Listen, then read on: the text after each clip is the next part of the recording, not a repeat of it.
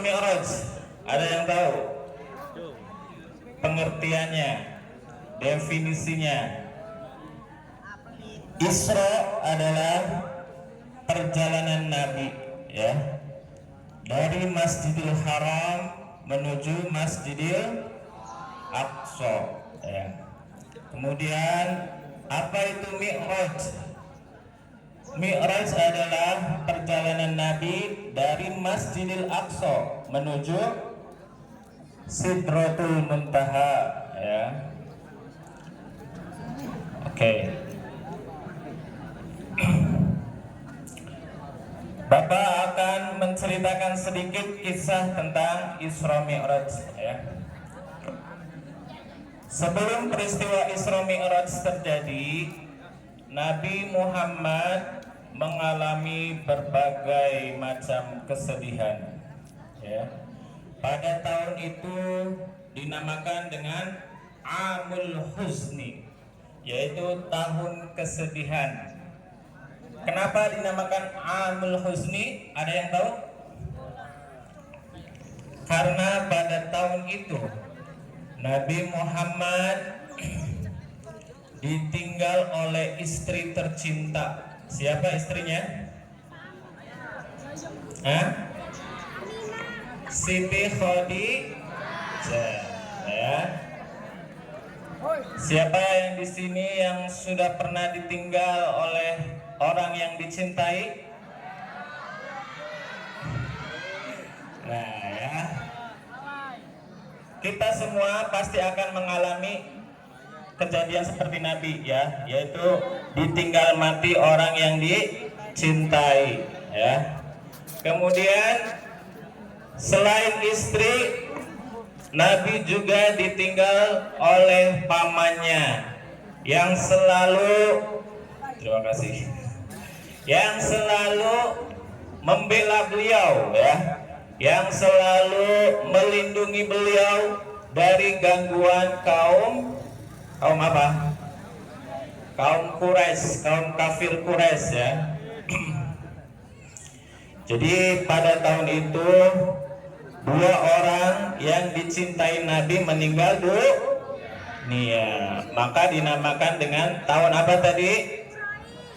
Tahun kesedihan atau Amul Huzni, ya. Kemudian selain peristiwa itu juga Nabi juga mengalami kesedihan, ya. Jadi ketika Nabi di Mekah sudah tidak ada pelindung, yaitu pamannya sudah meninggal. Kemudian Nabi mencoba berdakwah ke daerah lain, yaitu namanya daerah Taif, ya. Nabi berharap di sana tidak seperti di Mekah, ya. Di sana Nabi berharap disambut baik, ya, terus diterima baik dakwahnya. Tetapi apa yang terjadi? Setelah sampai sana, Nabi malah diapain? Ada yang pernah mendengar? Nabi diusir, ya, diusir dari Taif, dilempari batu, ya. Bayangkan, ya, betapa sedihnya, ya, betapa menderitanya Nabi waktu itu, ya. Sampai-sampai ada malaikat, ya, penjaga gunung menyampaikan kepada Nabi, apakah saya harus menumpahkan gunung ini ke Taif, ya? Kata Nabi apa jawabannya? Jangan, ya.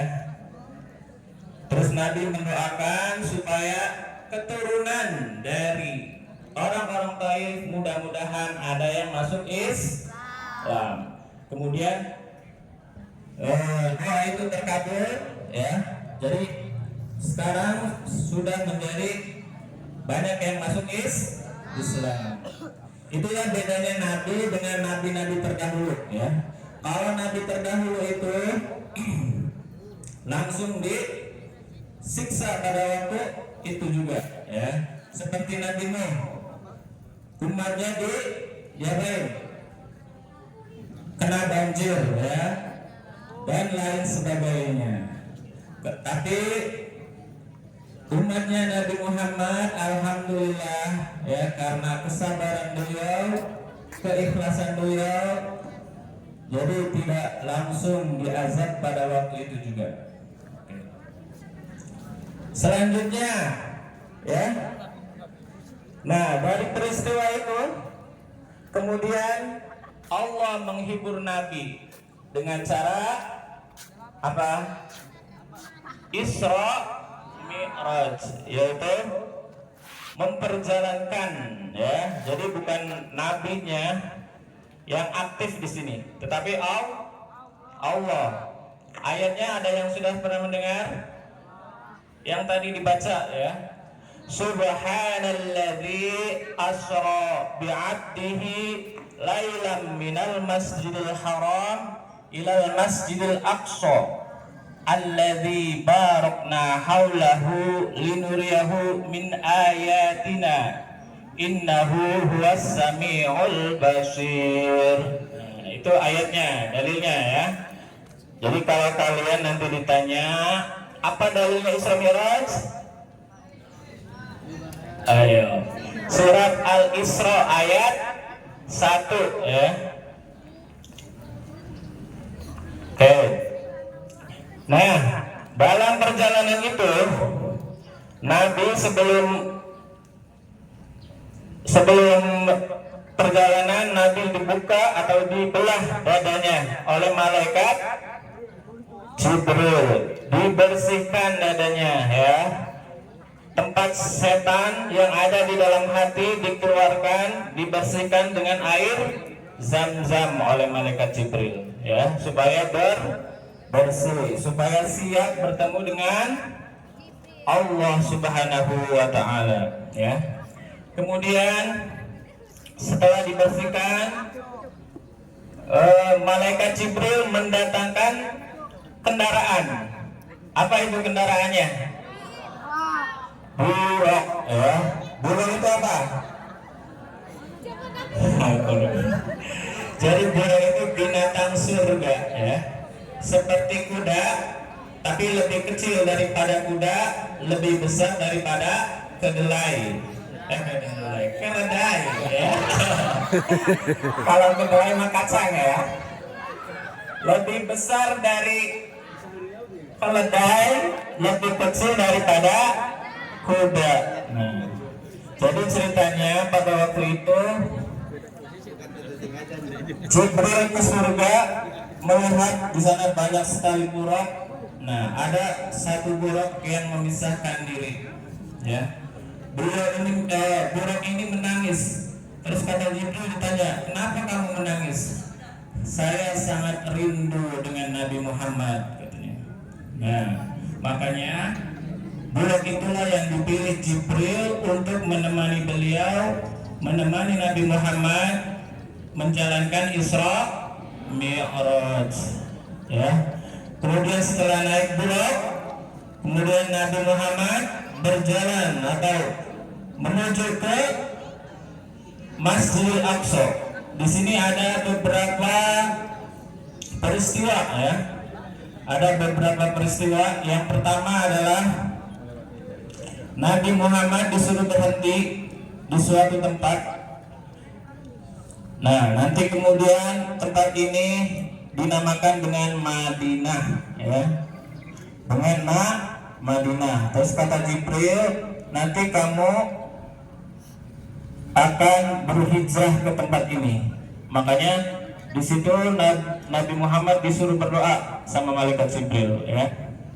Kemudian perjalanan dilanjutkan kembali menuju tempat selanjutnya, yaitu di Bukit Tursina.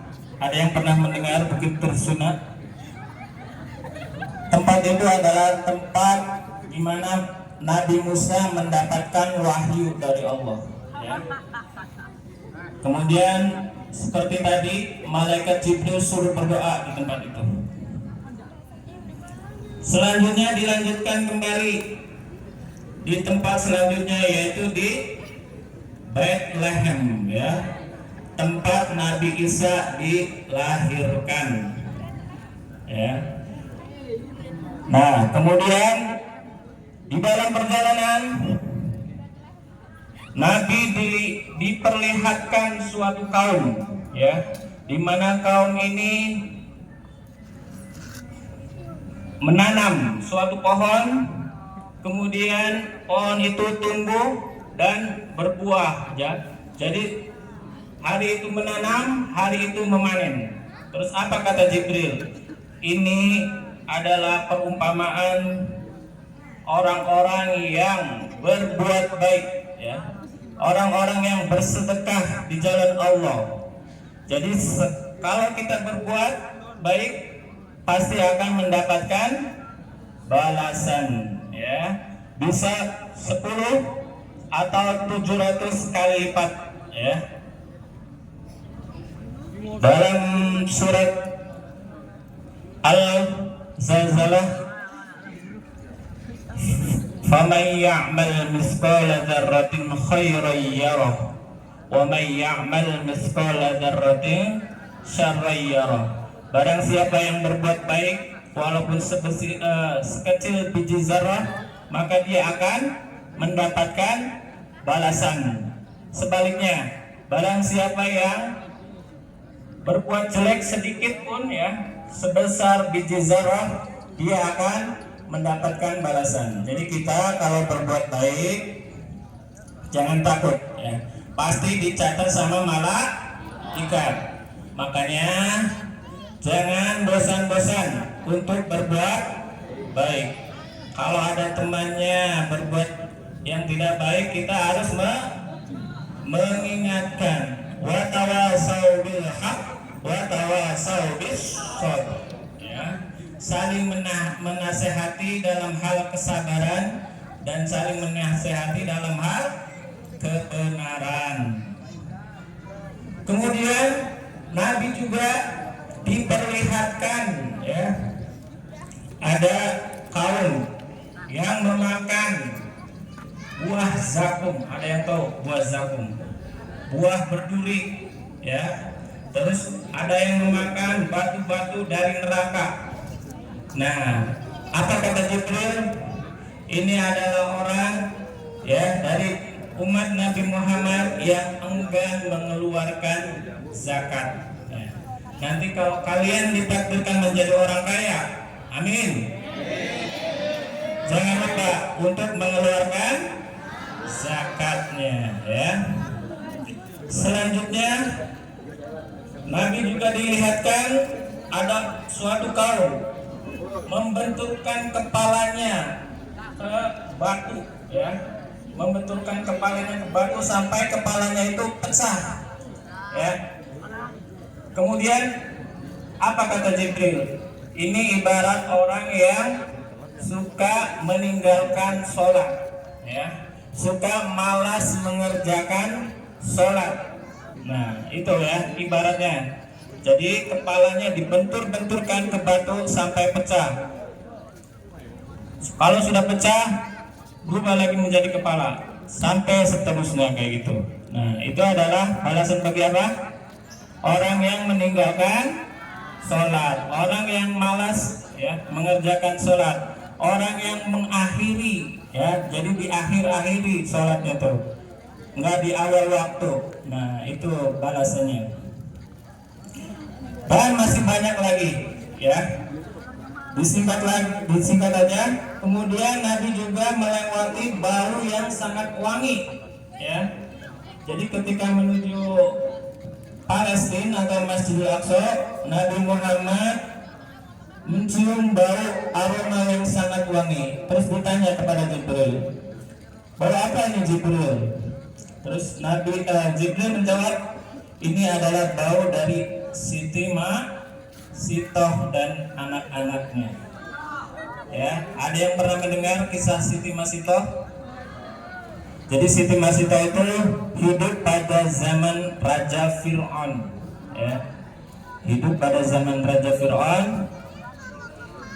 Kemudian pada waktu itu ketika menyisir rambut anaknya, tiba-tiba terucap nama Allah ya, karena dia sering berzikir, kemudian mengucapkan nama Allah.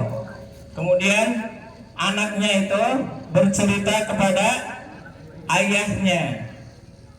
Kemudian Siti Masito dipanggil dan akhirnya Siti Masito diapain? Direbus ya, direbus dalam air yang mendidih. Itu ya. Kemudian setelah sampai di Masjidil Aqsa, kemudian Nabi di sana disuruh menjadi imam para arwah para nabi ya, menjadi imam arwah para nabi sama malaikat Jibril. Ini menandakan bahwa Nabi Muhammad adalah pemimpin para nabi ya.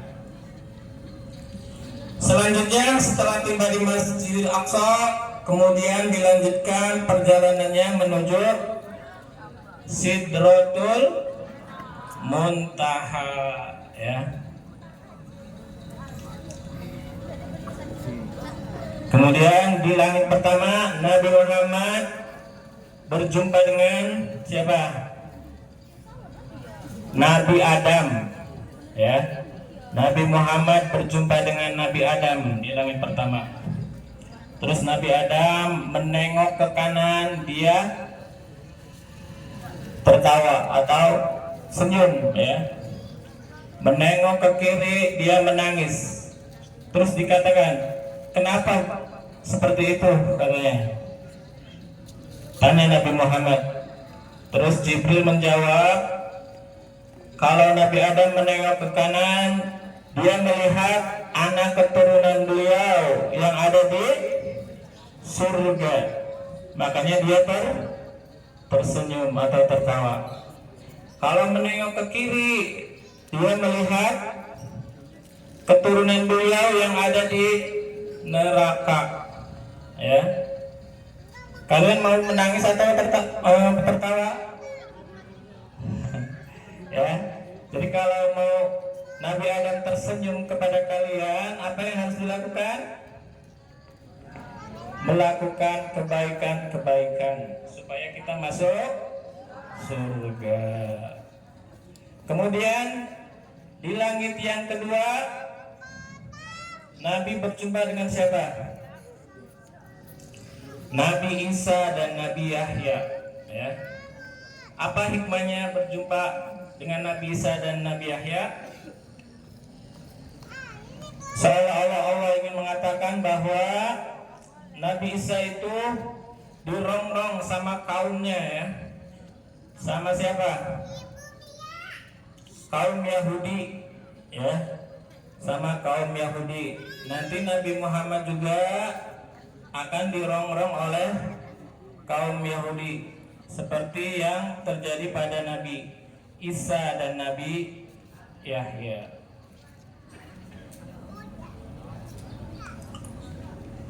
Dan selanjutnya naik lagi ke langit keberapa?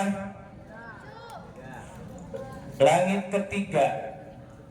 Langit ketiga Nabi Muhammad berjumpa dengan siapa? Nabi Yusuf ya. Nabi Yusuf ini wajahnya bagaikan bulan purnama ya. Orang yang paling ganteng ya. Nabi Yusuf juga disakiti oleh saudaranya ya. Udah tahu ceritanya Nabi Yusuf? Jadi Nabi Yusuf itu waktu kecil sempat mau dibunuh oleh saudara-saudaranya, tapi tidak jadi ya. Yang terjadi adalah Nabi Yusuf dibuang ke sumur ya.